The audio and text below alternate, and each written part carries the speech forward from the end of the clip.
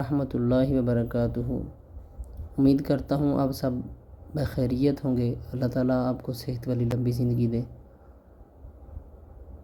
میں انشاءاللہ اپنے اس چینل پر پورا قرآنی قاعدہ، نورانی قاعدہ، مدنی قاعدہ اور یسرنا القرآن انشاءاللہ مکمل سبق کر کے انشاءاللہ اپلوڈ کروں گا، اور اسی طرح میرا ارادہ مکمل قرآن مجید کو تجوید کے ساتھ اپلوڈ کرنے کا ہے۔ اگر آپ قرآن مجید پڑھنا چاہتے ہیں، سیکھنا چاہتے ہیں، تو میرے اس چینل کو سبسکرائب کریں، دوستوں سے شیئر کریں اور میرے ساتھ منسلک رہیں۔ اللہ تعالیٰ آپ کا حامی و ناصر ہو۔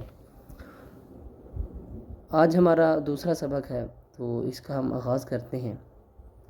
اعوذ باللہ من الشیطان الرجیم، بسم اللہ الرحمن الرحیم۔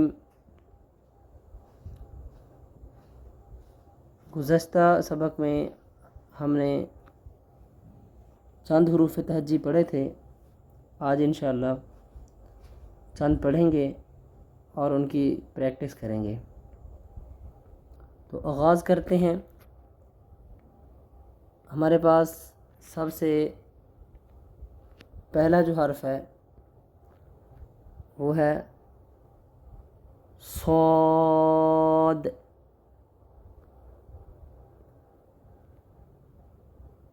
اس کو دھیان سے دیکھیں، غور سے دیکھیں، صاد، اور میرے ساتھ اس کو ریوائز کریں، صاد صاد۔ اسی طرح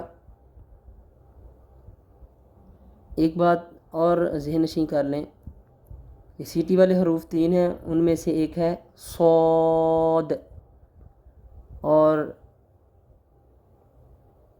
ایک ہے زا زا زا، اور ساتھ ہی ان کے ایک ہے سین۔ اب آپ نے یہ بات یاد رکھنی ہے کہ ان تینوں میں فرق کیا ہے آپس میں۔ اگر آپ سے کوئی سوال کرے کہ سیٹی والے حروف کتنے ہیں، تو آپ کو یاد ہونا چاہیے سیٹی والے حروف 3 ہیں، صاد، زا، سین، اور ان میں فرق یہ ہے، آپس میں ان کا فرق یہ ہے کہ صاد اس کی سیٹی موٹی ہوتی ہے، زا اس کی سیٹی میں سختی ہوتی ہے، سین اس کی سیٹی باریک ہوتی ہے۔ تو آج کا ہمارا یہی سبق ہے کہ سیٹی والے حروف 3 ہیں، صاد، زا، سین۔